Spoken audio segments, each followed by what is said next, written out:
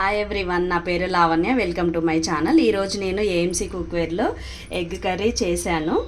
ఇది AMC cookware ఏంటంటే high grade stainless steel non porous metal అనమాట. దీంట్లో వితౌట్ ఆయిల్, తక్కువ ఆయిల్తో కూడా ఏ కర్రీస్ అయినా ఈజీగా టేస్టీగా ఫాస్ట్గా కుక్ చేసుకోవచ్చు అనమాట.